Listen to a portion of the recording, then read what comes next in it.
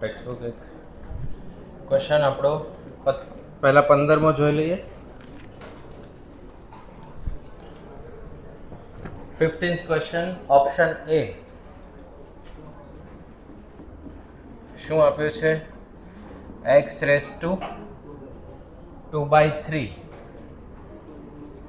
Is equal to ઘનમૂળમાં x નો square. આમ છે તો ઘનમૂળ હોય તો x ની કેટલી ઘાતાંક કહેવાય?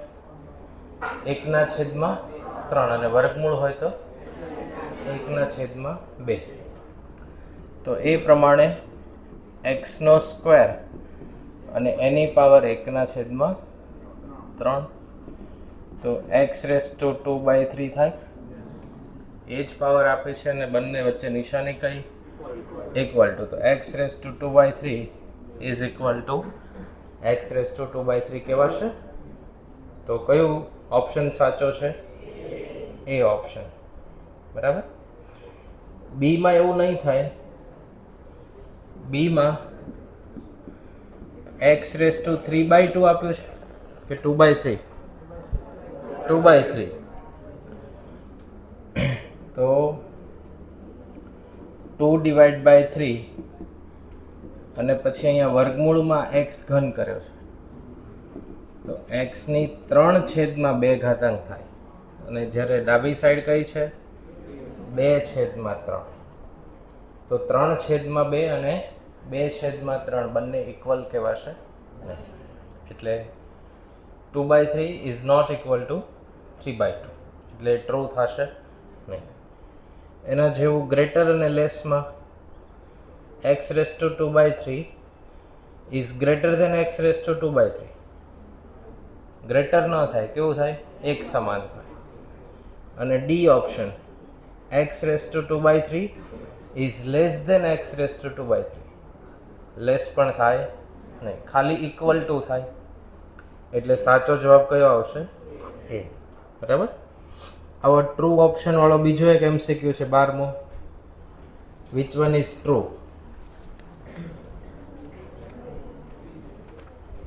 બરાબર.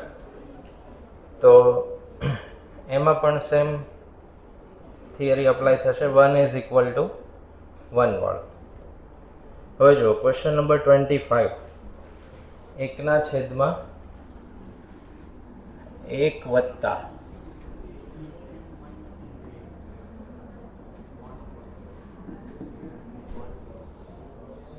a⁻m માઇનસ a⁻m-n એવું આપ્યું છે.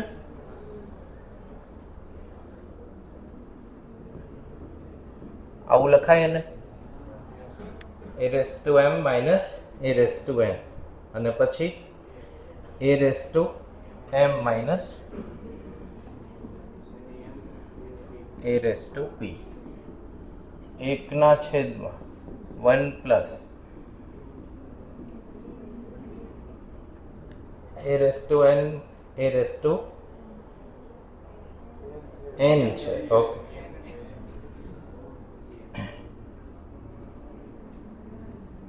a⁻n a⁻m a⁻p. 1/1 પ્લસ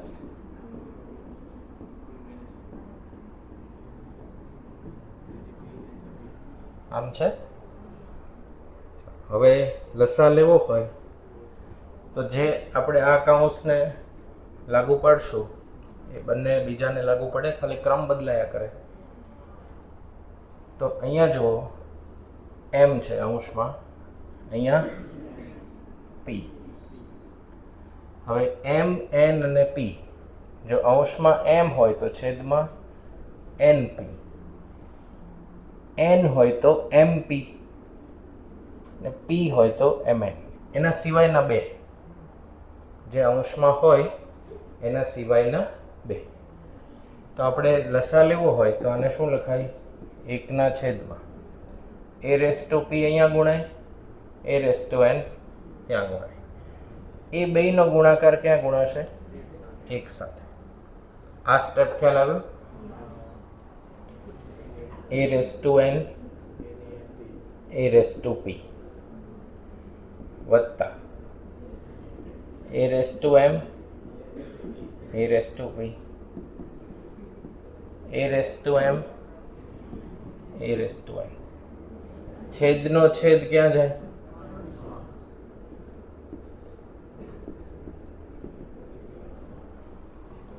આ સ્ટેપ સમજાયું હોય તો આગળ જવાશે, નહીંતર આપણે ફરીવાર એક્સપ્લેન કરીએ. ઓકે, આ ભાગાકારમાં લેતા આવડી ગયું, કારણ કે ઘાતાંક કેવી છે? માઇનસ. લસા લેવો હોય તો a raised to n અને a raised to p લસા થાય.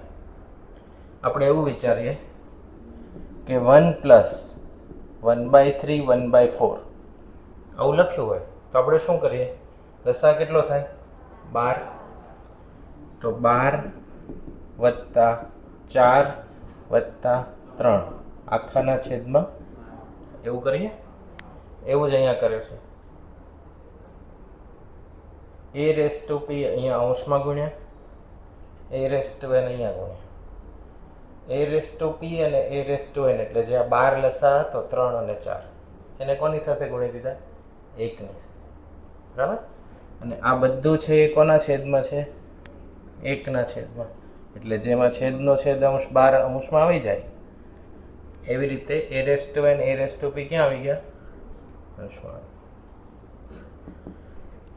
તો જે વસ્તુ અહીંયા થઈ એ બાકીના બેમાં થશે. બરાબર? તો આ ભાગને આપણે રિમૂવ કરવો પડશે.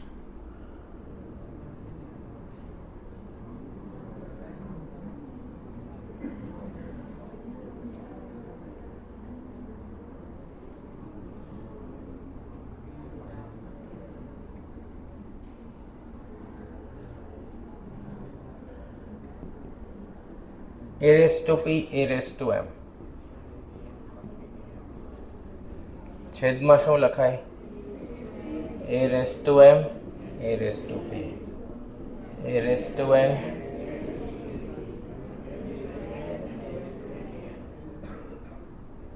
વત્તા a raised to mn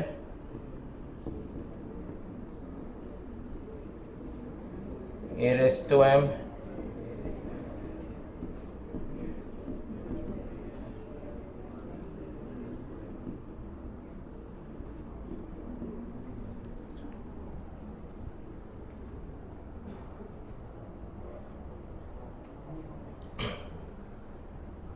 ત્રણેયના છેદ એક સરખા છે. આપણે મેળવીએ પહેલા. mn mn mn વત્તા m અને p m અને p m અને p np તો np np બધાના છેદ કેવા છે? એક સરખા. તો અંશનો સરવાળો થઈ જાય ડાયરેક્ટ. બરાબર? 2/3 4/3 7/3 એમ લખ્યું હોય તો બધાના છેદમાં 3 જ છે એટલે 2 4 અને 7 સીધો સરવાળો.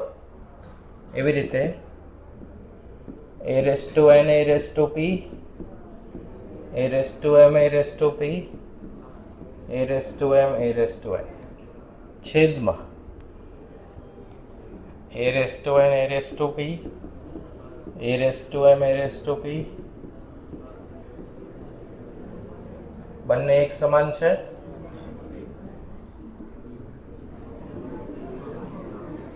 આન્સર શું આવશે? 1. બરાબર?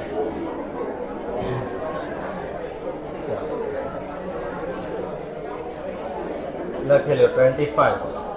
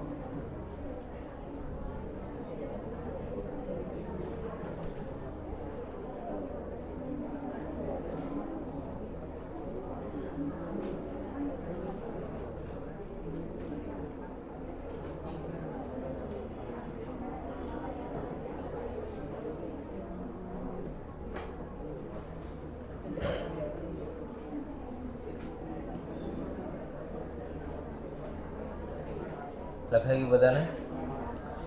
ચાલો હવે આપણે નવો ટોપિક ડિસ્કસ કરશું.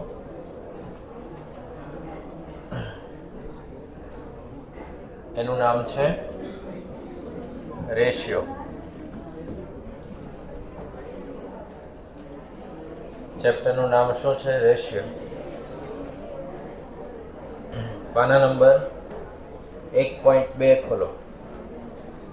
સાથે લખતા જવાનું છે. પેલા ડેફિનેશન સમજી લો, પછી જેમ સાથે લખતા જશું આપણે. 1.2 પેજ નંબર 1.2. તો પહેલા તો રેશિયો એટલે શું? તો બે સિમિલર કાઇન્ડની ક્વોન્ટિટી એટલે એક સમાન પ્રકારની ક્વોન્ટિટીની સરખામણી કરવી હોય તો ભાગાકાર દ્વારા સરખામણી થાય. એક્ઝામ્પલ તરીકે તમે કંપનીનું ફોર્મેશન, પાર્ટનરશિપ એક્ટ ને એવું બધું આવશે, અથવા આવી ગયું હોય તો બે વ્યક્તિ કોઈ કંપની બનાવે છે અને એક સમાન ભાગીદારી નક્કી થાય છે. તો રેશિયો અને પર્સન્ટેજ બંને બહુ નજીકથી સંકળાયેલા છે. કોઈ આપણને પૂછે કે વોટ ઇઝ પર્સન્ટેજ, તો આપણે શું એક્સપ્લેનેશન આપીએ કે પર્સન્ટેજ એટલે શું? 100 એવું?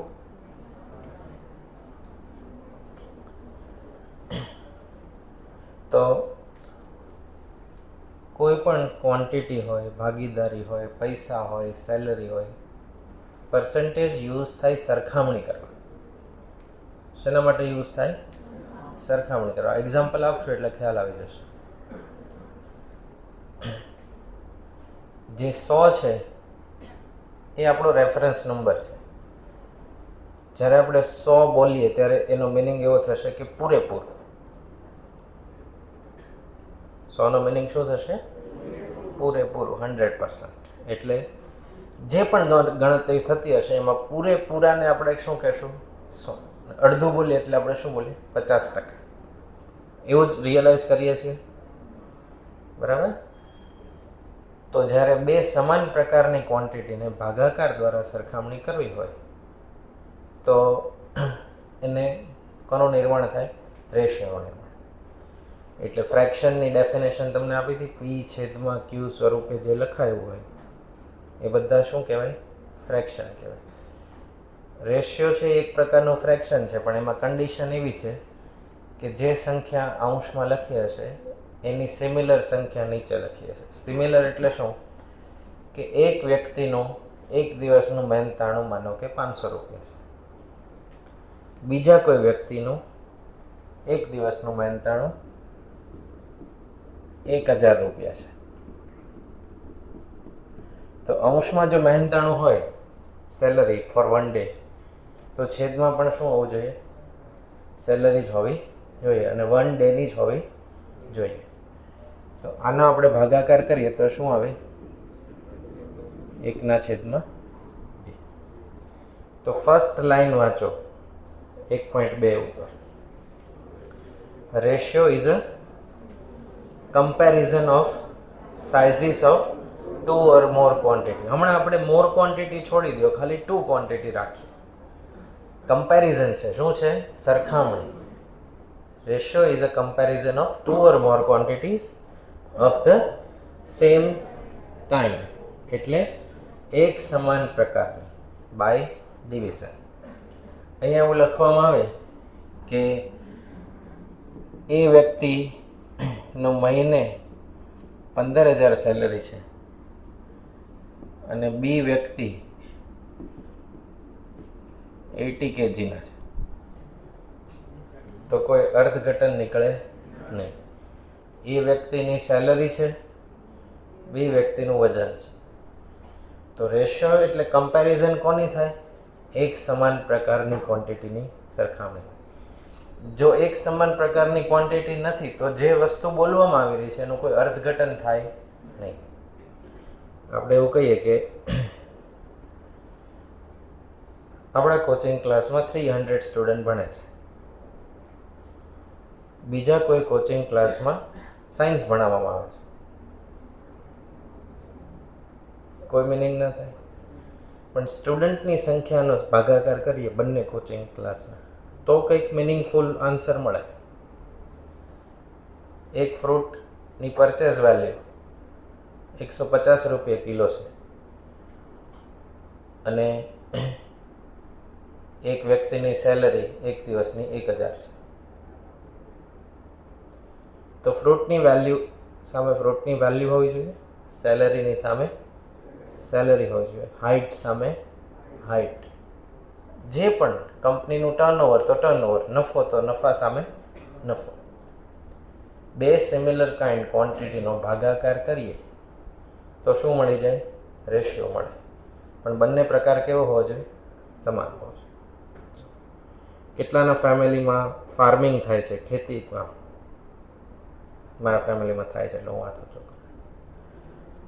ખેતી કામ. ઓકે, તો ખેતી કામ કરવાના બે પ્રકાર. જો તમને જાતે ખેતી આવડતી હોય તો ફાર્મિંગ આપણે જાતે કામ.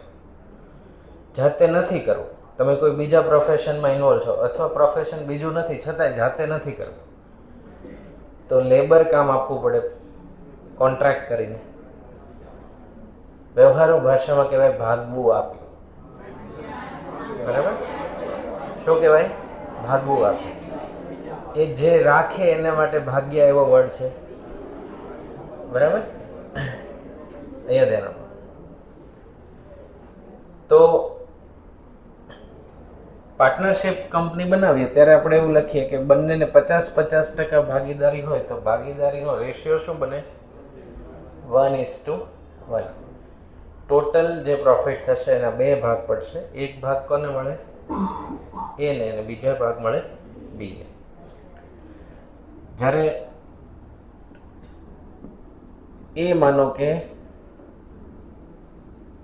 ઓનર છે જમીનના અને બી છે એ લેબર છે,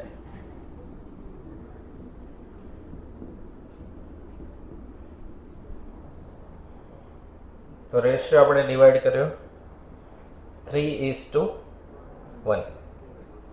ખેતી કામ દ્વારા 100 રૂપિયાની ઇન્કમ થશે તો ટોટલ ભાગ પડશે કેટલા? 4. અંશમાં લખેલી સંખ્યા અને છેદમાં લખેલી સંખ્યાનો સરવાળો. 1:1. તમે બે ફ્રેન્ડ મળીને કંપની બનાવો, માનો કે 1 લાખ રૂપિયા પ્રોફિટ થયો, તો ઇન્ડિવિજ્યુઅલ વ્યક્તિને સરખી ભાગીદારી હોય તો 1:1. તો તમે એના ભાગ કેટલા પાડશો? 2. અંશના 1 અને છેદના 1. ભાગ કેટલા પાડ્યા? 2. 3:1.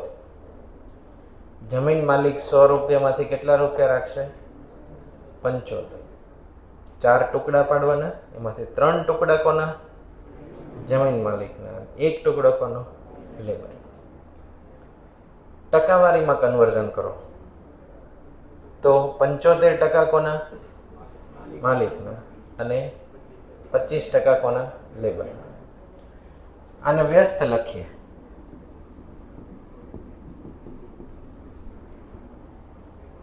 બરાબર? વ્યવહારુ ભાષામાં શું બોલાય? ઘણી બધી જગ્યાએ યુઝ થાય, પણ આ તમને જમીન વાળું એક એક્ઝામ્પલ આપીએ. જો તમે લેબર હો અને કોઈ પૂછે કે શું ગણતરીએ જમીન રાખી વાવવા માટે, તો લેબર એવું બોલશે 1/4 ભાગે રાખ્યો. શું બોલશે? ચોથા ભાગે આવે. 4 ભાગમાંથી ચોથો ભાગ, ફોર્થ પાર્ટ કોનો? લેબર. ઓનરને કોઈ પૂછે કે શું કેલ્ક્યુલેશન જમીન આપી, તો એમ કે ચોથા ભાગે આપી. શું બોલાશે? ચોથા ભાગે આપી. બરાબર. જે લોકો સ્વીટ બનાવે, મીઠાઈ, એ લોકો રેશિયો પ્રપોર્શનનો એવરીડે યુઝ કરે. બરાબર. જો સ્વીટમાં મટીરિયલ સામે સ્વીટનેસ માટે આપણે શુગર યુઝ કરતા હોય તો શુગરનો રેશિયો વધઘટ થાય, એ પ્રમાણે કોસ્ટિંગ ચેન્જ થાય. બરાબર. તમને રેશિયો અને પર્સન્ટેજનો મેક્સિમમ ઉપયોગ કોસ્ટિંગ વખતે પણ આવશે. બરાબર. કોસ્ટિંગ ઇન્ટરમીડિયેટમાં આવશે ત્યારે એનો ઘણો બહોળો ઉપયોગ આવે. જો બિઝનેસ કરવા માટેની તૈયારી હોય તો ratio, proportion, percentage, profit loss એ બધામાં માસ્ટરી લેવી પડે, અને ખાસ કરીને કોસ્ટિંગમાં. જો પ્રોડક્ટ બનાવતા હોય તો પણ કોસ્ટિંગમાં, અને સર્વિસ આપવાની હોય તો પણ કોસ્ટિંગમાં. કંપનીઓ બે એક પ્રકારનું કામ કરે, કાં તો પ્રોડક્ટ આપે કાં તો સર્વિસીસ. ક્લિયર? તો કોસ્ટિંગ પર પ્રોપર ફાવટ હોવી જોઈએ તો ઇઝી પડે બિઝનેસને ઓપરેટ કરવું. જે લોકો નથી ભણેલા એ પોતાની કોઠા સોજની મદદથી કોસ્ટિંગ કાઢતા. તમે એજ્યુકેટેડ વ્યક્તિ હો તો તમે જે સ્ટાન્ડર્ડાઇઝ મેથડ હોય એ શીખીને કોસ્ટિંગ કાઢો. તો અમુક હિડન કોસ્ટ હોય એ અપ્લાય ન થતી હોય તો તમે એને બચાવી શકો. બરાબર. ચાલો, તો રેશિયો એટલે આપણને કોમન ડેફિનેશન શું ખબર પડી? બે સમાન પ્રકારની ક્વોન્ટિટીનો ભાગાકાર કરો તો કમ્પેરિઝન થાય. હવે આપણે અહીંયા 500,000 રૂપિયાની સેલરીની વાત કરી હતી. એ વ્યક્તિની સેલરી છે 500 રૂપિયા, બી વ્યક્તિની છે 1000 રૂપિયા. તો રેશિયો શું મળ્યો? હવે આપણે કહીએ આમાં શું કમ્પેરિઝન થાય? તો કમ્પેરિઝન એવી થઈ, જો એને સૂત્રનું કરતા બનાવો તો આમ લખાશે, બી ને બનાવો તો આના દ્વારા કમ્પેરિઝન થાય. એની સેલરી બી કરતા અડધી છે, એની સેલરી બી કરતા અડધી છે, થઈ કમ્પેરિઝન. બી ની સેલરી એ કરતા ડબલ છે, એ પણ સરખામણી થઈ. બરાબર. તો રેશિયો એ સમાન પ્રકારની ક્વોન્ટિટીનો ભાગાકાર દ્વારા શું છે? કમ્પેરિઝન છે, સરખામણી છે. રેશિયોમાંથી પર્સન્ટેજમાં પણ કન્વર્ટ કરી શકાય, અને પર્સન્ટેજમાંથી રેશિયોમાં પણ કન્વર્ટ. કોઈ દિવસ એવો મિનિંગ નહીં કાઢવો આના આધારે કે એ બરાબર 1, બી બરાબર 2. એવો મિનિંગ નીકળે નહીં. રેશિયો એ મોસ્ટ સિમ્પ્લિફાઈડ ફોર્મેટ હોય. રેશિયો શું હોય? સૌથી વધારે સિમ્પ્લિફાઈડ ફોર્મેટ. માનો કે અહીંયા એવું લખવામાં આવે, કોઈ એક કંપનીને 5 લાખ રૂપિયા પ્રોફિટ થાય છે અને કોઈ બી કંપનીને 75 લાખ પ્રોફિટ થાય છે. તો આને સાદું રૂપ આપીએ તો 50/75. આ તો બધા 0 નીકળી જશે. 750/750. તો આમ થયા 5/75. તો 5/75 શું થશે? 1/15. કેટલા થશે? 1/15. તો એ જેમ બી અથવા તો એ ભાગ્યા બી શું મળ્યું? 1/15. એ એવું ન દર્શાવે કે કંપની એ ને 1 રૂપિયા પ્રોફિટ થયો અને કંપની બી ને 15 રૂપિયા પ્રોફિટ થયો. 15 ગણો પ્રોફિટ થયો એવું દર્શાવે. બી કંપનીને 15 ગણો પ્રોફિટ થયો એવું દર્શાવે. એટલે કોઈ દિવસ એ ની વેલ્યુ 1 અને બી ની વેલ્યુ 15 એવું લેવાશે નહીં. નેવર. ઓકે. રેશિયો જે છે એ સાદું રૂપ આપે પછીનું બધું ફોર્મેટ છે. જેમ કે 500,000 સેલરી હતી એક દિવસની, તો એનું સાદું રૂપ આપે પછી શું થયું? 1:2. તો એ એવું ન સૂચવે કે વ્યક્તિ એનો એક દિવસનો પગાર 1 રૂપિયો અને બી નો 2 રૂપિયા. પગાર તો કેટલો હતો? 500 રૂપિયા અને 1000 રૂપિયા. પણ ભાગાકાર થઈને શું આવ્યું? 1:2 અને એ સરખામણી છે, એ વેલ્યુ નથી. સરખામણી શું થઈ કે એનો પગાર બી થી અડધો. એવું ન બોલવું હોય તો એવું બોલાય કે બી નો પગાર એ થી ડબલ. આ સરખામણી છે, પગાર કેટલો એ છે નહીં. બરાબર. તો ખાલી જે કોન્સેપ્ચ્યુઅલ ભાગ કયો છે કે રેશિયો એ કમ્પેરિઝન છે. રેશિયો એ શું છે? કમ્પેરિઝન. કોની કમ્પેરિઝન? બે સમાન પ્રકારની ક્વોન્ટિટી. બે સમાન પ્રકારની ક્વોન્ટિટી. બરાબર છે? ચાલો, ક્લિયર આટલું? રેશિયોમાં જે અંશ હોય એને ઇંગ્લિશમાં કહેવાય ફર્સ્ટ ટર્મ. હવે લખતા જઈએ. તો પહેલા ડેફિનેશન કોપી કરી દો. What is ratio? 3:22 કાલે લખવું છે તો ખાલી સાંભળી લ્યો બે. રેશિયોના ફર્સ્ટ ટર્મ અંશને શું કહેવાશે? First term. ફર્સ્ટ ટર્મનું બીજું એક નામ છે એન્ટીસિડેન્ટ. અંડરલાઈન કરો વર્ડ, ઘાટા અક્ષરે લખ્યો છે. ફર્સ્ટ ટર્મનું બીજું શું નામ છે? એન્ટીસિડેન્ટ. અને છેદનું જે ટર્મ છે એને સેકન્ડ ટર્મ કહેવાય. એનું બીજું નામ છે કોન્સિક્વન્ટ. એન્ટીસિડેન્ટ અને કોન્સિક્વન્ટ બે નવા નામ એડ થયા. એન્ટીસિડેન્ટ, કોન્સિક્વન્ટ. ફર્સ્ટ ટર્મ અને સેકન્ડ ટર્મ. પછી રેશિયોના બહુ બધા પ્રકાર આવશે. તો રેશિયો A/B હોય તો એને વ્યસ્ત કરી દઈએ, B/A. તો A/B એ મૂળ રેશિયો હતો, એનો વ્યસ્ત રેશિયો શું કહેવાય? B/A.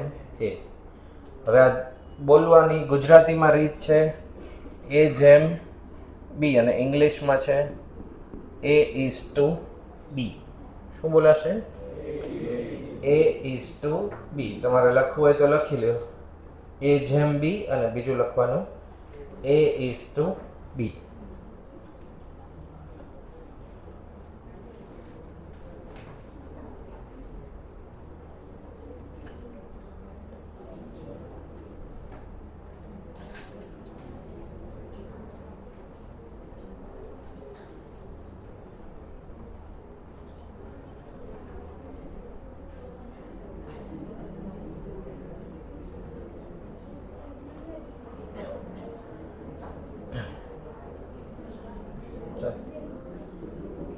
ફરી વખત, એને કયું ટર્મ કહેવાય?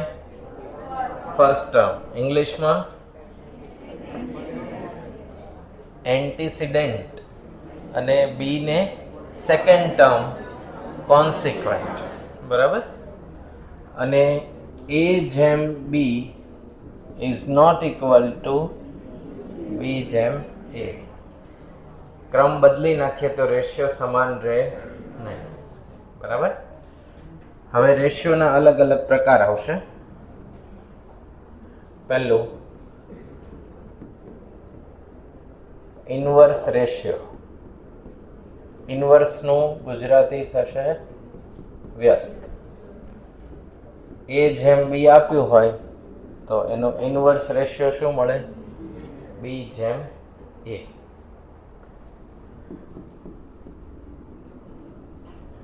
A/B નો ઇન્વર્સ કોણ મળશે? B/A. પછી A/B આપ્યું હોય અને આપણે એને શું લખી દઈએ? A² divide by B². તો આ જે નવો રેશિયો મળ્યો એને કહેવાય કેવો રેશિયો?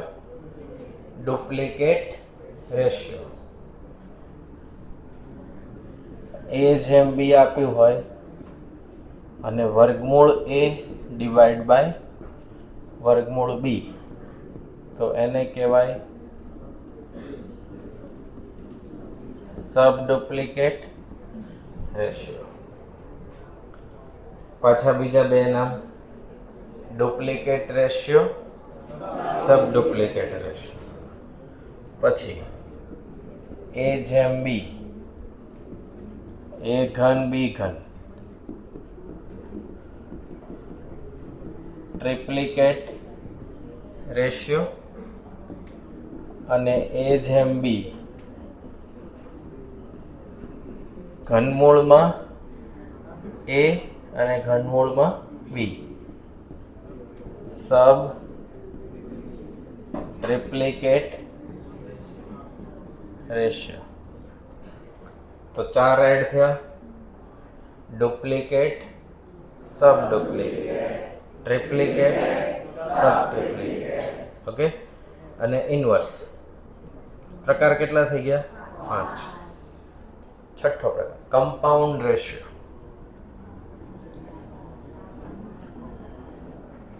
કમ્પાઉન્ડ એટલે ગુણાકાર. મલ્ટીપ્લિકેશન એક વર્ડ છે. રેશિયો નો ગુણાકાર હોય તો એને શું કહેવાશે? Compound ratio. આવું લખ્યું હોય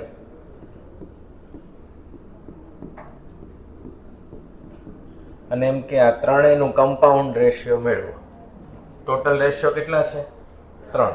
તો કમ્પાઉન્ડ રેશિયો કે તો અંશની સાથે અંશ ગુણી દેવાનો અને છેદની સાથે છેદ ગુણી દેવાનો.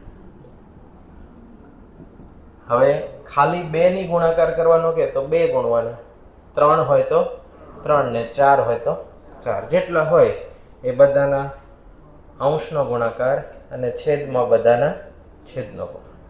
ક્લિયર? આ કયો રેશિયો? Compound ratio. એટલે ટોટલ કેટલા થયા પાછા? 6. ઇન્વર્સ, ડુપ્લિકેટ, સબ ડુપ્લિકેટ, ટ્રિપ્લિકેટ, સબ ટ્રિપ્લિકેટ. બરાબર? તો આ કમ્પાઉન્ડ રેશિયો સુધી નું ક્લિયર. કમ્પાઉન્ડ મળે કેવી રીતે? અંશની સાથે અંશ ગુણવાના, છેદમાં છેદ ગુણવાના, એટલે કમ્પાઉન્ડ રેશિયો મળી જાય. ફર્સ્ટ ટર્મને એન્ટીસિડેન્ટ, સેકન્ડ ટર્મને કોન્સિક્વન્ટ. બરાબર? હવે એક માઇનોર નાની એવી થિયરિટિકલ પાર્ટ છે, પછી બધો રેશિયોને લગતી થિયરી પૂરી અને એક્સરસાઇઝ આપણે ગણવાની શરૂઆત કરવાની થશે. ક્લિયર? કાલે આપણે રેશિયોની ડેફિનેશનથી લઈને કમ્પાઉન્ડ રેશિયો સુધી પહેલાં બધું લખી લેશું. બરાબર? અને લખી લીધા પછી એક્સરસાઇઝ આપણે શરૂ કરશું. કયાની? રેશિયો. પછી તમારી ઇન્ટરનલ એક્ઝામ છે, તો તમને લોજિકલ રિઝનિંગમાં ક્વેરી સોલ્યુશન 14 પ્રશ્નો સુધી કરેલું છે. 8. ઓકે. તો આપણે 4 ચેપ્ટરના 8 ક્વેશ્ચન આપણા સિલેબસમાં રહેશે. અને ચેપ્ટર 1 માં ઇન્ડાઇસિસ આખો ભાગ રહેશે. ઓકે. એ આપણા એક્ઝામનો સિલેબસ થઈ ગયો. That's it. હા, આવતીકાલ.